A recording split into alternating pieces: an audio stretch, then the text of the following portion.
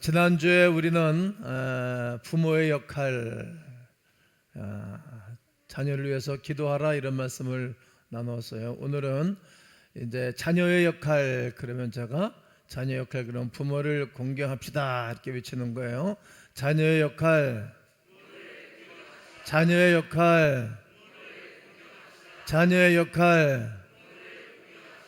네, 부모를 공경하면 하나님이 기뻐해 주실 것입니다. 기독교 방송국에 어떤 목사님이 출연을 하셔가지고 간증하는 말씀을 들었어요. 본인은 중학교 다닐 때까지 어머니에게 늘 아버지에 대한 말씀을 들었어요. 아버지가 돌아가셨다고.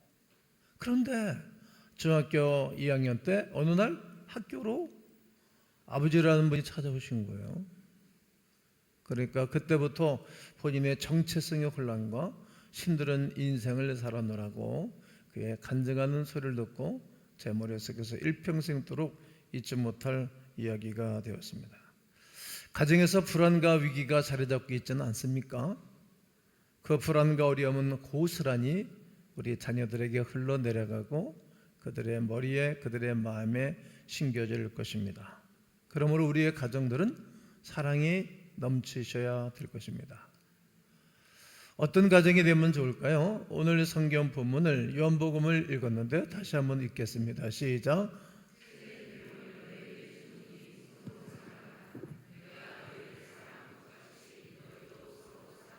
어떻게 사랑하라 그러죠? 서로 사랑하라. 가족의 식구들은 한쪽만 사랑하는 것이 아니라 서로 사랑해야 할 것입니다. 특별히 둘째 주를 맞이해서 우리는 부모님에 대해서 한번 생각해 볼 것인데 한번 아버지를 한번 불러보면 좋을 것 같아요. 아버지 불러보세요. 어머니. 여기 부부끼리 앉아 있는 분들, 또 옆에 있는 분이 남성이라면 그를 쳐다보면서 아버지, 당신을 보니 아버지와 똑같습니다 한번 해보시고, 또 이제 여성들은 그렇게 얘기하고 남성은 아내한테, 또 옆에 있는 여성한테 그렇게 한번 하면 좋을 것 같아요. 당신을 보니 우리 어머니와 똑같습니다 한번 해보세요. 시작. 아예 쳐다보지도 않는 사람들이 있네. 이거 문제가 심각한 거예요. 다시 한번 해보겠어요. 다시 시작.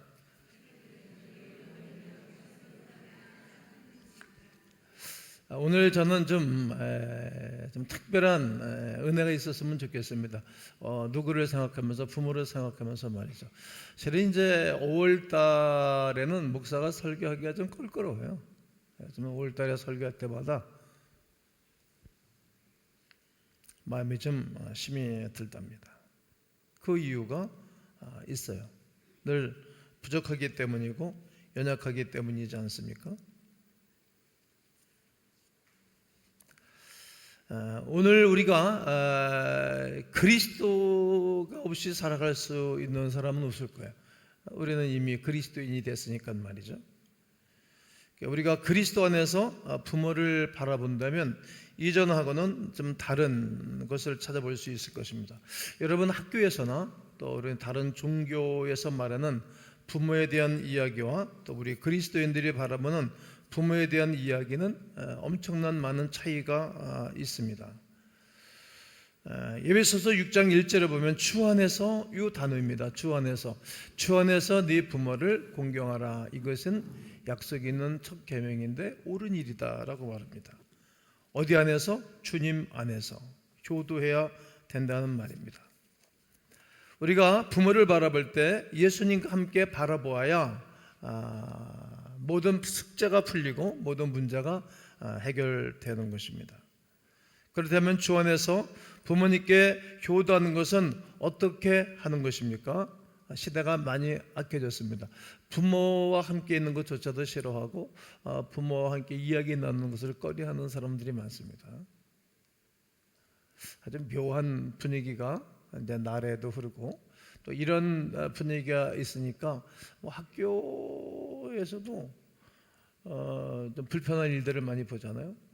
여 선생님을 학생들이 구타를 한다든지 뭐 말을 듣지 않는다든지 뭐 그래서 이미 교육에 다 그런 건 하지만 많은 학생들 학교 선생님들도 교육을 시킬 때도 포기하게 하고 그리고 뭐 자든지 뭐 장난을치 내버려두고 그냥 강의만 한다 그러잖아요. 이게 어디서부터 시작된 것일까? 이게 가정으로부터 질서가 깨지고 권위가 깨진 데서부터 흘러나오는 일들이 사회 전반적으로 흘러간다고 저는 생각합니다. 또 만나지도 않고 만나더라도 입국 다물고 살고 있고 또 미워하거나 그리고 증오하고 원망하고 불평해합니다.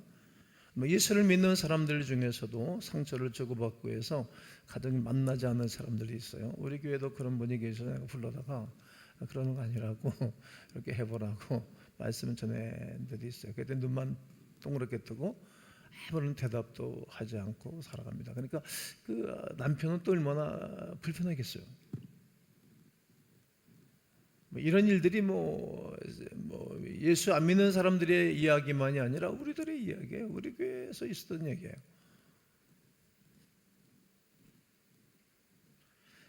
분명 여러분 중에서도 부모와의 관계에 있어서 뒤틀어지고 불편한 관계에 있는 분들도 있을 것입니다. 그런데 사실 이런 문제는 부모에게 있을 가능성이 높습니다. 어릴 때 성장하면서 보면은 부모가 빌미를 제공했던 이유들이 많습니다. 자녀가 문제가 있는 것 같다 상담을 받고 솔루션 받는 TV 프로그램이 요즘은 유행입니다. 그때마다 카메라를 설치하고 그들의 일거수일투족을 그냥 불안간에 방송하고 방영하는 것을 봅니다. 이 때문에 시청자들이나 제가 생각할 때에도 이것은 다 부모의 문제다. 부모의 문제가 저 아이들을 저 가정을 이렇게 만들어놨다라고 생각하게 됩니다. 그래서 얼핏 우리는 오해하는 것이죠. 부모와의 관계 안 좋은 이유는 전적으로 부모로부터 잘못된 치부, 좋은 부모가 아니었다면 원망합니다. 그러나 그것은 전적으로 오해요, 왜곡이요, 잘못된 것입니다. 정말 그런 것이라면 좋은 부모님에게는 그럼 다 효도합니까? 이 땅에는 좋은 부모들이 많이 계시잖아요. 그러면 그 자녀들이 다 효도합니까? 다 효자입니까? 다 효녀입니까? 그렇지 않습니다. 부모님이 완전하고 완벽하다고 해서 전부 다가 효자가 되는 것은 아닙니다. 성도 여러분, 우리는 예수님 안에서 놀라운 은혜와 복을 받았습니다. 어떤 은혜와 복을 받은 것입니까? 우리 하나님을 나의 아버지라고 고백할 수 있는 것입니다.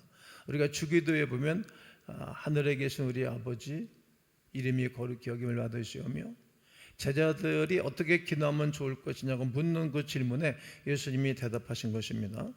한번 주기도에 대한 마태복음 6장 9절을 읽겠습니다. 시작.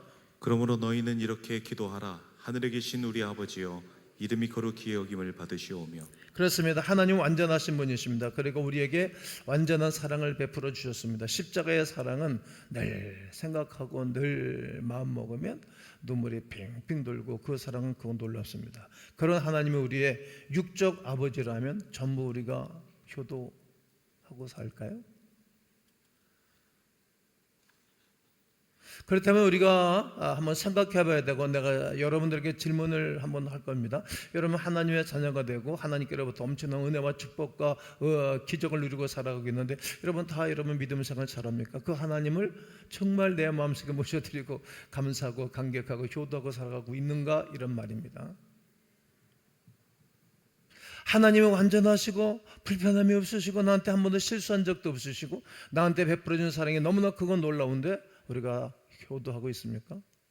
정말 기뻐하고 즐거웠고 행복하고 그걸 영화롭게 해드리고 있습니까? 그렇지 못하다는 것을 알 수 있습니다. 성경에 탕자에 대한 이야기가 나옵니다. 큰아들도 효자가 아니고 둘째 아들은 더 효자가 아닙니다. 아버지의 마음을 전혀 몰랐던 두 형제입니다. 이 두 형제를 보면 그 불효가 누구에게 있는 것입니까? 부모에게 있는 것입니까? 아니죠. 본인에게 있는 거죠. 또 이렇게 좋은 부모가 어디 있습니까? 그런데 그들의 불효는 아들에게 있었다는 사실을 알게 되어집니다. 왜일까요? 무슨 일이기 때문에 이렇게 자녀들이 못돼 먹은 것인가? 그것은 우리 속에 있는 죄성입니다. 죄성.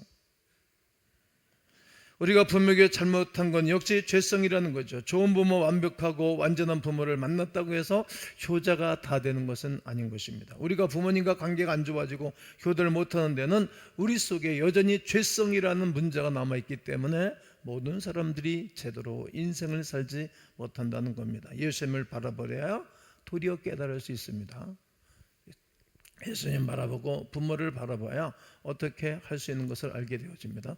예수님을 만나게 되어지면 이렇게 하면 안 되겠구나, 이렇게 살면 안 되겠구나 라고 생각하고 반드시 변하게 되어지는 것입니다. 부모님을 바라볼 때 먼저 예수님을 바라보셔야 됩니다. 그래야 나를 찾고 어떻게 인생을 살고 어떻게 부모에게 할 것을 알게 되어집니다. 우리가 죄인 되었다는 사실에 대해서 반드시 눈이 열리게 되기 때문입니다. 우리가 예수님을 믿음을 빌어서 우리 하나님의 은혜를 누리게 되어집니다. 누구든지 똑같습니다. 인생을 거치게 살고 죄가 더한 것에 은혜가 넘쳤다고 죄를 더 크게 진 사람일수록 은혜가 더 크게 받게 되어집니다. 그럴 때 우리가 깨달아지는 것은 나같이 못한 사람, 나같이 못난 사람에서 예수께서 십자가 못 박혀 죽으셨구나, 그리고 나를 위해서 그분이 부활하셨구나, 부활의 첫 열매가 되신 그분은 나를 위한 사랑이었던 것을 알게 되어집니다. 그리고 나는 천국 백성이 되고 하나님의 자녀가 됐다는 위대한 사실 앞에 감사하고 감격하며 살아가면서 그분을 위해서 살아가게 됩니다. 그렇습니다. 우리 안에 예수님이 들어오셨고 우리와 동행하는 은혜를 받았습니다. 그 은혜를 받게 되어지면 그때부터 부모가 다르게 보여지는 것입니다. 부모가 너무 귀하고 부모님을 위해서 어떻게 살 것인가를 생각하게 됩니다. 예수님의 은혜를 값없이 받은 사랑을 경험하다 보니 어떻습니까? 부모가 잘했느니 못했느니, 부모가 나에게 무엇을 해줬느니 못해줬느니, 부모가 훌륭하더니 훌륭하지 않다니, 이런 것이 문제가 되지는 않습니다. 부모를 진심으로 용서할 수 있고 진심으로 사랑할 수 있는 힘이 예수 그리스도 안에 있는 은혜로부터 시작되기 때문입니다. 아멘이십니까? 그래서 우리가 주 안에서 부모에게 순종하는 것이지요. 다시 이 문장을 고집어 보십시오. 주 안에서만 가능한 일입니다. 성경은 좋은 부모에게만 효도하고 그렇지 못한 부모에게는 효도하지 말아야 된다고 가르치지 않습니다. 그저 부모에게 순종하라고 말하는 것입니다. 우리의 부모가 얼마큼 훌륭해야 우리는 그를 따르고 섬기게 되는 것입니까? 우리가 부모에게 순종하는 것은 예수님과 나의 관계가 바로 되어졌기 때문에 가능한 일입니다. 예수 그리스도 안에서 우리가 허락하신 놀라운 은혜와 역사가 확실히 회복할 때에 부모님을 향한 관계가 회복되고 변화되는 것입니다. 정말 신기한 것이 있습니다. 효자에게는 좋은 부모만 있습니다. 어째서 효자의 부모는 다 좋은 분일 수 있습니까? 그 자녀가 자기 부모를 바라본 눈이 다르기 때문입니다. 그 부모라고 성인군자이겠습니까? 그 부모도 잘못이 있고 허물이 있을 것입니다. 반드시 그럴 것입니다. 저는 옛날이나 어렸을 때나 지금이나 변함없이 제가 제일 존경하는 인물은 우리 아버지입니다. 그래서 제가 결혼을 하고 아이를 낳고 기르다 보니까 우리 아버지도 허물이 있었습니다. 그래도 저는 부모를 공경하고 부모를 사랑하고 아끼는 마음이 있는 것입니다. 그것이 당연한 것입니다. 저도 이제 아버지가 되고 할아버지가 됐는데 나는 우리 아들한테 좋은 아버지인가 최선을 다했지만 부끄러움이 있습니다. 그래도 자식은 부모에게 효하고 공경해야 되는 것이 성경의 도리라는 거죠. 그래서 효자에게는 그 부모가 좋은 부모일 수밖에 없습니다. 우리가 예수 믿고 거듭나고 나면 우리도 같은 일이 일어납니다. 부모를 바라보는 눈이 달라지는 것입니다. 부모님이 무엇을 해줬느냐 못했느냐 그냥 감사할 뿐입니다. 정말 놀라운 일이 아니겠습니까? 룻은 모압 여인입니다. 이방 여인입니다. 그러나 시어머니 나오미를 잘 모시고 섬김으로 그는 예수님의 족보에 등자가 되고 기록되어졌던 인물입니다.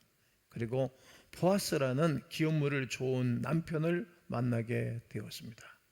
그런데 어떻게 룻이 시어머니를 잘 섬겼을까요? 나오미가 좋은 사람이었기 때문인 것입니까? 이방인인데 성경을 몰랐을 것 아니겠습니까? 룻기를 읽어보면 나오미는 실패자입니다. 그의 남편 엘리멜렉이 죽었습니다. 그의 두 아들 말론과 기련이 연이어서 그냥 죽게 되어졌습니다. 무엇 때문에 죽었는지 성경은 기록을 남겨주지 않아요. 병 걸렸는지 암 걸렸는지 모르는 거예요. 그런데 그 시어머니를 꼭 붙잡고 살아가는 것입니다. 두 자부를 앉혀놓고 야 너희들이 내 품을 떠나라. 이제 내가 또다시 결혼해서 아들 난다 할지라도 너희들에게 남편이 되어 주고 웃겠구나. 내 품을 떠나라. 그랬더니 큰 며느리는 굿복 인사하고 떠났습니다. 둘째 며느리가 그럴 수 없다는 거죠. 어머니가 가시는 곳에 내가 함께 가고 어머니가 머무는 곳에 내가 거기에 머물고 어머니의 백성들이 나의 백성들이 되고 어머니가 주고 장사 지내는 곳에 나도 거기에 장사 지낼 것입니다. 내가 어머니를 떠나면 하나님 내게 벌 위에 벌을 내릴 것입니다. 그래야 할 수 없습니다. 그리고 붙쫓았더라. 성경은 이렇게 기록을 남겨놓고 있습니다. 끝까지 섬겼습니다. 어떤 것일까? 그 여인은 하나님을 믿는 신앙 때문인 것입니다. 하나님 말씀이 그에게 있었던 것입니다. 믿음이 어머니를 향한 눈을 바꾸었고 그로 인하여서 룻이 엄청난 축복과 복을 받은 것입니다.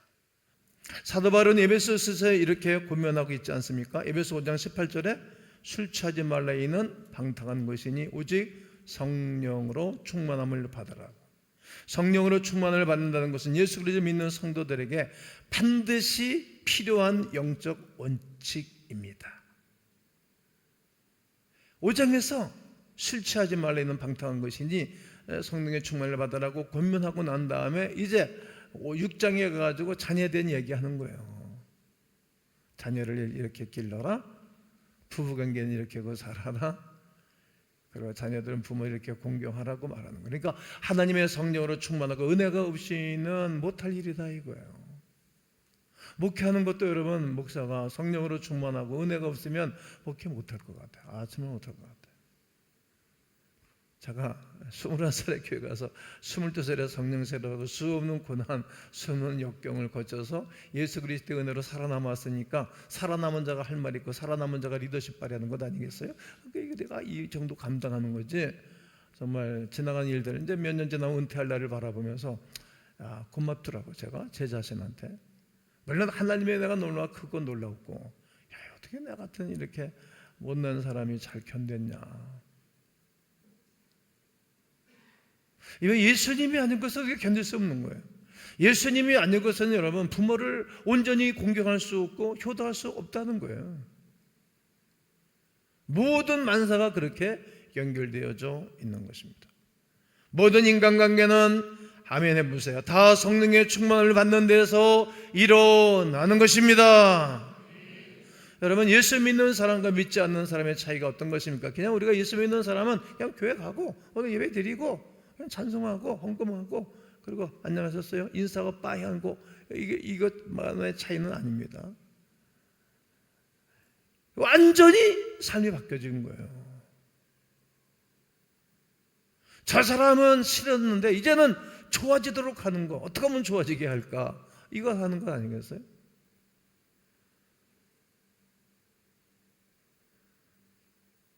옛날에는 그냥 이는 이로, 배운 것은 배운 것으로, 보복하면 나도 보복하고 잘해주면 나도 잘해주는 척하고 이런 삶을 살았는데 이제는 저 사람 어떻게 하면 나처럼 예수쟁이 만들까? 어떻게 하면 예수 알게 해줄까? 이게 우리의 삶이고 기도 제목 아닙니까? 예수님을 먼저 바라보고 다른 사람을 바라보고 예수님을 먼저 바라보고 부모를 바라보는 거예요. 예수님을 먼저 바라보고 이웃을 바라보면 감당할 수 있는 힘이 생기는 것입니다. 그래서 성령의 충만함이 꼭 필요한 것입니다. 누가복음 17장 21절을 다 함께 한번 읽어보겠습니다. 시작.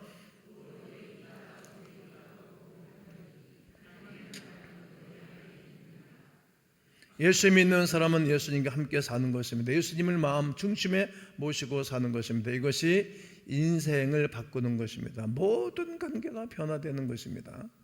예수님이 아니고서는 온전한 삶을 살아갈 수가 없는 것입니다. 예수님을 아는 것이 곧 변화의 삶의 능력이 될 것입니다. 사도 바울은 성령으로 충만하라고 말씀하고 권면하고 난 다음에 가정을 먼저 적용한 것입니다. 에베소 5장 18절 이하의 말씀 먼저 부모, 자녀 관계를 적용했습니다. 우리의 모든 삶, 기초적인 삶의 기초적인 시작은 가정이기 때문입니다. 가정에서 예수님을 믿음으로 관계가 회복되지 않았다면 다시 한번 점검해 보셔야 됩니다. 성령의 충만한 가운데 관계가 변하지 않았다면 아직도 진짜 예수 믿는 것은 아닙니다. 예수를 믿는 가정에서 결정이 납니다. 그래서 사도 바울은 성령으로 충만함을 받으라고 강한 메시지를 전하고 난 다음에 삶을 적용한 것입니다. 가정을 적용한 것입니다. 성령의 충만함이란 늘 예수님을 바라보는 것입니다. 그리고 그분의 능력을 내가 늘 사모하는 거예요. 그분의 능력을 내 마음에 계속 채우는 것입니다. 성령의 인치심은 딱 한 번이면 족하고 성령의 충만함은 계속 공급받으셔야 됩니다. 그래야 승리의 삶을 삽니다. 여러분, 하나님께서 우리에게 부모를 공경하라고 하시는 것은 약속 있는 첫 계명, 따라해 보실까요? 약속 있는 첫 계명, 약속 있는 첫 계명이라고 말하는 것입니다. 출애굽기 20장 12절을 다 함께 읽겠습니다. 시작. 네 부모를 공경하라. 그리하면 네 하나님 여호와가 내게 준 땅에서 네 생명이 길리라. 이는 부모를 공경하는 일이 본성적으로 쉽지 않다는 것을 말하는 거예요. 본성적으로 쉽지 않은 것은 죄성 때문에 그런 것이고, 또 하나는 연세가 많이 드시면 우리가 안 맞아. 그리고 이제 이야기의 폭이 좁아. 맨날 했던 얘기 똑같은 얘기 똑같이 하는 거야. 계속 똑같은 얘기 하는 거야. 그런데 그래도 부모를 공경해야 될 것을 말하는 거예요. 어렵기 때문에 하라고 하는 거예요.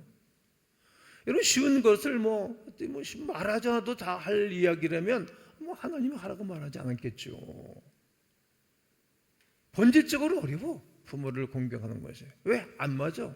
세대도 안 맞아. 이야기도 안 맞아. 그럼 만나고 싶지도 않아. 그럼 만나면 그냥 어색해. 무슨 얘기를 하겠어요. 옛날 얘기 똑같은 얘기 맨날 하는데. 정말 하나님을 믿고 하나님을 공경하는 사람이야말로 부모를 공경할 수 있습니다. 그래서 부모를 공경하면 하나님을 잘 믿는 것이 당연합니다. 성도 여러분, 꼭 기억하셔야 됩니다. 하나님과 우리의 관계, 부모 공경이 걸림돌이 되지 않기를 주의 이름으로 권면합니다. 걸림돌이 될 수 없는 일이지 않습니까? 하나님은 여러 가지를 축복하고 싶어 하십니다. 그런데 축복하고 싶어 하는데 부모 때문에, 너희가 너를 낳아주고 길러준 부모 때문에 너에게 축복하는데 걸림돌이 된다, 문제가 된다, 벽이 된다라고 말씀하시면 얼마나 억울한 일이지 않습니까? 여러분의 부모님을 정말 순종하고 주 안에서 공경하십니까? 이 점을 가볍게 여기시면 안 됩니다. 쉽게 여기시면 아니 되는 것입니다. 하나님이 여러분을 축복할 수 없게 만든 이유가 되면 안 될 것입니다. 우리나라는 부모님을 극진히 모시는 나라였습니다. 분명합니다. 50년 전만 해도 빨리 늙고 빨리 노인되고 싶은 나라가 우리 대한민국이라고 말할 정도로 노인들을 잘 공경했던 나라입니다. 어른들 지나가면 지나가지도 않고, 특별히 아침에 일찍 어른들, 동네 어른들이, 남성들이 지나가면 여인들이 쭈삣tum터가 있다가 가는 거예요. 애들 부모 앞에서 큰 기침도 하지 않고, 부모님 앞에서 애들 야단도 안 치고 때리지도 않는 거예요. 요즘은 부모 앞에서 막 잡아 패고 애들 야단치고 소리밥벅 지르고, 그러니까 부모를 우습게 여기는 거예요. 무시하는 건 세상이 된 것입니다.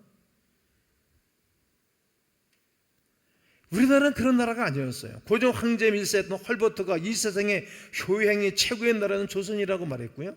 미국 공사를 역임했던 샌즈는 휘고르에서 자기 노년을 위해 조선에 다시 태어나고 싶다고 이야기를 했어요. 최초의 의료 선교사는 알렌 선교사는 조선은 늙음과 죽음이 두렵지 않은 노인의 천국이라고 말했습니다. 그랬던 나라입니다. 그러니 어려운 고비 속에서도 하나님이 우리를 지켜주셨고 이 나라에 복을 주신 거예요. 왜? 부모를 잘 공경하는 것이 민족의 모든 사람들의 사고였기 때문입니다.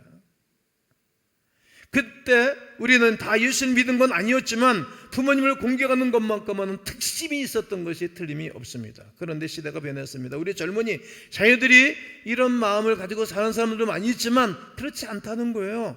부모님을 잘 모셨는데 생각이 많이 희미해졌습니다. 이건 시대가 변한 징조라고 넘길 수 없습니다. 두려운 일입니다. 로마서 1장 18절에 보면 하나님의 진노가 불의로 진리를 막는 사람들의 모든 경건하지 않음과 불의에 대해 하늘로부터 나타났다라고 말합니다. 어떤 사람이 그렇게 하시는 것입니까? 26절 27절을 보게 되어지면 동생애자, 요즘 동생애자 번연듯하게 살고 있잖아요. 동생의 문제 단호합니다. 대한민국은 대법원에서 판례를 내렸어요. 동생애자들도 의료보험이 혜택이 된다고. 이건 아주 악조건입니다. 우리가 정말 싫어하는 일인데 이 정부는 그런 일을 하고 있는 것입니다. 28절에 진노의 죄에 대해서 언급을 했고요. 29절에 보면 모든 불의, 추악, 탐욕, 악의, 시기, 살인, 악독, 수근수근 비방, 하나님이 미워하시는 것들, 그리고 그 다음에 부모를 거역하는 자, 이렇게 되어 있어요. 그러니까 끔찍한 죄악을 열거해 놓고 난 다음에 부모를 거역하는 죄가 크다. 그러니까 끔찍한 죄를 짓는 사람들처럼 부모를 거역하는 자는 똑같이 취급한 거예요. 거역한다 이 말은 늘 반대편에 서는 거예요. 받아들이지 않는 거예요. 불순종하는 것을 말하는 것입니다. 우리는 분명히 가르쳐야 됩니다. 어린 자녀들을 그렇게 살아가야 됩니다. 부모를 거역하는 자는 성경은 아주 악한 죄를 짓는 사람으로 똑같은 수준으로 취급했습니다. 아주 무서운 것입니다. 왜 계속 그렇게 살 가능성이 큽니까? 디모데후서 3장 1절을 보면 말세에 고통하는 때가 있다. 굴성하는 때가, 고통하는 때가 있는데 어떤 죄를 짓는 것이 말세의 징조인 것인가 하면 2절부터 보면은 부모를 거역하며, 이게 말세의 징조, 마지막 때의 징조는 부모를 거역하는 거예요. 부모를. 무서운 죄라는 거예요. 무서운 죄. 오늘 이 말씀을 듣는 여러분 꼭 명심하시기를 바랍니다. 부모를 향한 불순종이 얼마나 큰 죄인지를 알아야 됩니다. 큰 죄임을 깨달았고 회개하고 큰 죄를 짓지 않아야 됩니다. 그래야 우리가 복을 받는 거예요. 하나님께서 우리를 써보려 해도 부모의 관계가 제대로 되어 있지 않으면 부모를 우리를 쓸 수 없는 거예요. 하나님 우리를 좀 축복하고 싶은데 부모의 관계가 제대로 되어 있지 않으면 우리를 축복할 수 없는 거예요. 왜? 성경이 그렇게 말씀해놨기 때문인 것입니다. 그런 사람을 축복해보면 부모에게 막 가는 놈을 큰 복을 주시면 그 얼마나 큰 죄를 짓겠습니까? 성경에서 부모에 대해서 뭐라고 말하고 예수님을 한번 살펴봐야 될 것입니다. 예수님이 가상처럼 마지막에 목숨을 잃으실 때 뭐라고 말씀하셨는가 한번 보면, 요한에게 어머니를 부탁했는데 요한복음 19장 26절 27절을 보면 예수께서 자기의 어머니와 사랑하시는 제자가 곁에 서 있는 것을 보시고 자기 어머니에게 말씀하시되 여자의 보소서 아들이니이다. 이게 죽기 전에 내가 아들입니다. 아들이라고 분명히 얘기했어요. 우리는 어딜 가나 내가 아들입니다. 우리 어머니입니다. 우리 아버지입니다. 이렇게 말할 수 있어야 될 거 아니겠어요? 그리고 27절에서 또 그 제자에게 이르시되 보라 네 어머니라 하신대. 보라 네 어머니라. 그때부터 그 제자가 자기 집에 모시니라. 예수님의 동생들이 넷이 있었거든요. 유다서를 예수님의 동생이 쓴 거예요. 아주 까칠했던 사람이에요, 이 사람이요. 그러니까 이제 그런 까칠한 성경을 기록해 남겨놓고 있고 아주 예리한 사람이에요. 그 자기 육신의 친동생들한테 어머니 부탁 안 한 거예요. 왜냐하면 맡길 수가 없는 거예요. 왜? 성격이 못돼 처먹었으니까. 그놈한테 맡기면 어머니 가슴에 못을 박을 거니까. 거기다 막 부탁하지 않고 영적인 아들 제자인 요한에게 네 어머니다 그랬어요. 네 어머니다. 네 어머니라. 내 어머니라 그러지 않고 네 어머니라. 그러니까 스승의 어머니가 어머니죠. 그랬대. 그 제자가 그때부터 자기 집에 모시니라. 여러분 내 친엄마도 모시고 함께 살기가 쉽지가 않은데 예수님의 어머니 마리아를 그때부터 모시고 살았어요. 이게 오늘 말씀의 결론입니다. 그런데 부모님을 모시는 자에게는 장수하고 두 가지 복을 빌어줬잖아요. 우수와 자수의 두 축복인데 장수와 재물의 복입니다.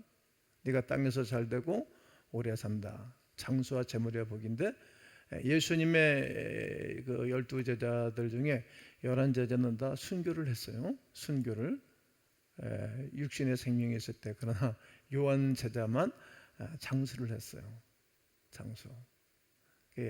그가 장수의 복을 받았어요. 그 두 번째는 그가 영적인 윗셈, 하늘의 복을 받았는데 요한계시록을 썼어요.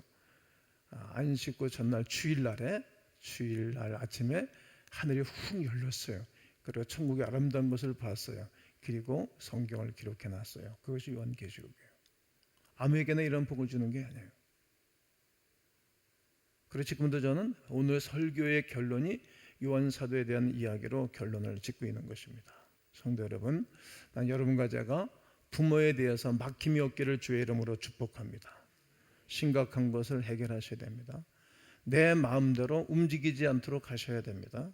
감정이 어떻게 해결되지 않기 때문입니다. 그래서 예수님은 늘 바라봐야 됩니다. 능력은 예수님께로부터 있고 사랑도 예수님께로부터 있고 은혜도 예수님께로부터 있기 때문에 늘 예수님을 바라보고 부모를 바라보고 그리고 성령의 충만과 능력을 덧입고 그리고 부모에게 잘 공경함으로 하나님의 은혜가 충만하면 좋겠습니다.